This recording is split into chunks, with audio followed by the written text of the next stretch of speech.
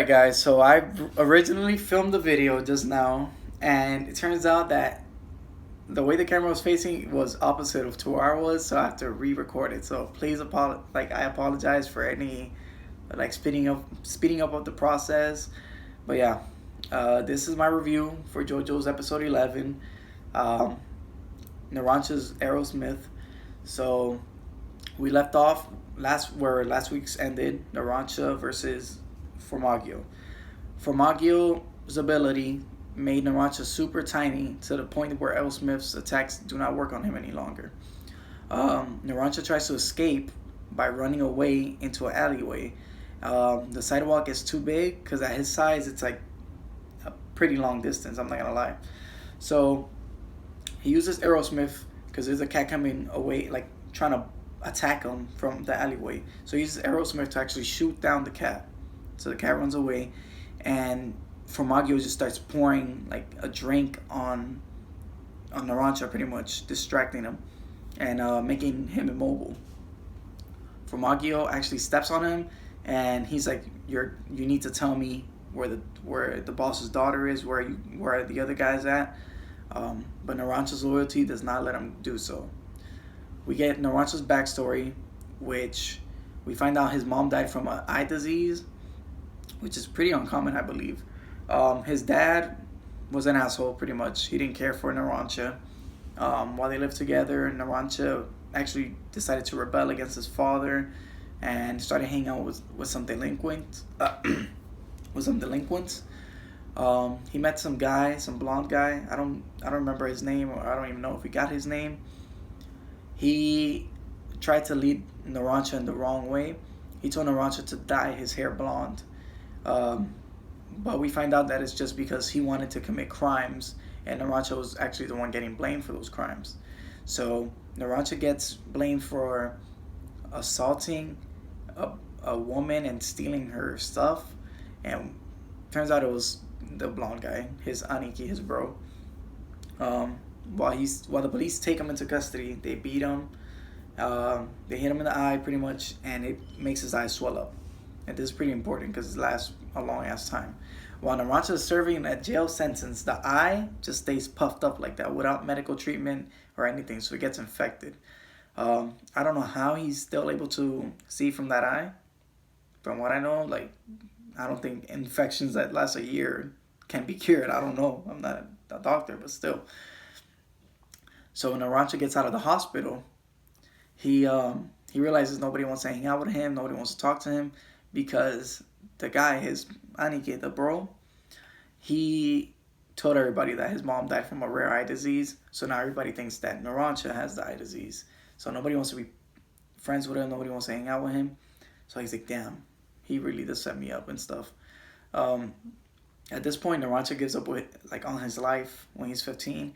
He starts eating out of garbage cans, starts sleeping out on the streets, and it takes Fugo, my boy Fugo. It's pretty interesting how he finds him and brings him to Bruno. He brings him and he's like to the restaurant that they're always at, and he's like, "I didn't want to buy this guy some food to eat. Can I please have some spaghetti?" And Bruno graciously just offers up his plate that he had just ordered. So that's pretty nice. And Bruno's character is like this well-off guy. Like I love Bruno. From that moment on, Bruno feeds him, pays for his medical treatments, and even offers up his home so Narancia can stay. Narancia is very grateful for this, and he offers to work for Bruno. Bruno denies him the idea. He's like, "You need to go to school. You need to go back home where you belong." So Narancia finally decides to go back home and starts actually doing good in school, all because of Bruno's words. And those words changed his life. They really gave him hope. And those are he says that Bruno is a leader that somebody should would want to work under. So that's when he goes to Popo, takes the lighter test, and passes it. It brings us back to the current situation that we're in. Formaggio stepping all over Narancia and trying to get the details on where they're keeping Trish and where the rest of the crew is. Narancia was never gonna talk. So Formagio gets mad. He starts spewing all this stuff about the boss, how they want to find out who the boss is. They want to take his money, his billions, and that Trish might actually be a stand user, which I found to be interesting. And that her stand could give an idea of like who the boss is, pretty much. So after that, he brings out a spider in a freaking in a glass, pretty much, in like a bottle, in a glass bottle, and he stuffs Narancia in there. But before that, Narancia shoots off some bullets with Aerosmith. We don't know where they hit, but it becomes important later on. So Narancia is put in the bottle to deal with the spider. He dodges a couple of the spider's attack, and he manages to pull out a shard of glass from his back pocket and stab the spider, which I thought was crazy. I really enjoyed that part. And yeah, but the spider pretty much overtakes him with the spider web. It bites into his neck, and I'm like, oh my god, he's done for. He like Formaggio thinks he won because Narancia's back, like out of Narancia's back pocket, a little map showed up which told him where the vineyard was, and like actually gave him steps on how to get there, right? So he's talking all this trash, and then Narancia just gets serious. He's like, I wasn't aiming at the spider when I was shooting last time. My Aerosmith detects carbon dioxide not just from living things, but from the car's gas tank that I had shot at earlier. So he let off shots at the tank, makes the car blow up. Formaggio gets on fire. He uses little feet to slice his wrist, sprinkle blood, and just start shrinking. So the blood actually takes care of the fire. So he's no longer on fire. He just wants to get away. He's super small, and he thinks he won. He's like, I'm gonna go tell my friends. I'm gonna leave right now. I'm gonna go tell my friends where the rest of your crew is at, and we're coming to get the daughter. And Narancia's not having it. Narancia returns back to normal size, and he starts destroying all the cars around him, causing like a huge fire. He's like, even if you are small, you're never these flames will burn you or something like that. He's like, I'm ready to burn down the whole city. So that was pretty cool. And then you know how Jojo's like just changing colors and stuff. Like the fire turns purple. It looks cool as hell. So Formaggio actually like confronts Narancia. He comes back to a regular size, and at the distance he's at, he really thinks that Little Feet is faster than Narancia's stand, Aerosmith. And they have these cool ass face off, and they start running towards each other. But while Narancia's trying to punch him, you see Aerosmith coming out, and I guess he hits Formaggio, and Aerosmith just starts lighting him up. Like that was crazy to me. Like that was a beautiful exchange, right?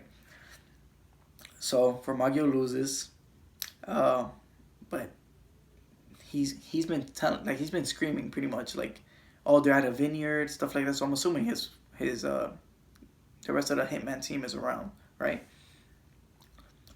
Narancia goes back to the vineyard. He explains to Bruno and the team what happened.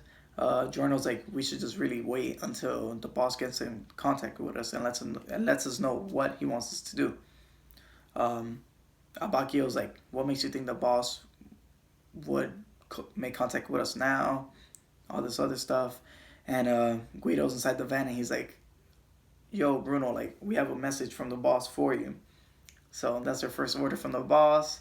They have to go to Pompeii and retrieve some keys to a vehicle that can bring the boss's daughter. So that's what next week's episode is going to be about. So Bruno sends Giorno, Abacchio, and Fugo. And hopefully we get to see Fugo stand in action, because that's the only one we haven't seen. But yeah, we're going to have to wait till next week. Bruno, Narancia, and Guido are staying at the vineyard to protect Trish from anybody that may attack. So yeah, we just have to wait till next week. But yeah, guys, once again, I'm so sorry for the quality. I tried to record, but like my microphone wasn't connecting to the laptop. I don't know what that was going on. It's always a problem every time I try to record. But if you made it this far into the video, guys, don't forget to hit that subscribe button with notifications on. I always try to do Jojo's videos. I know I missed last week, but I was having the same issue. And I was so tired from work last week, like I was not having it. But yeah, let me know what you guys thought about the episode, and leave a like on the video if you enjoyed it. Rafino 6 signing out, guys. Have an awesome day. Peace.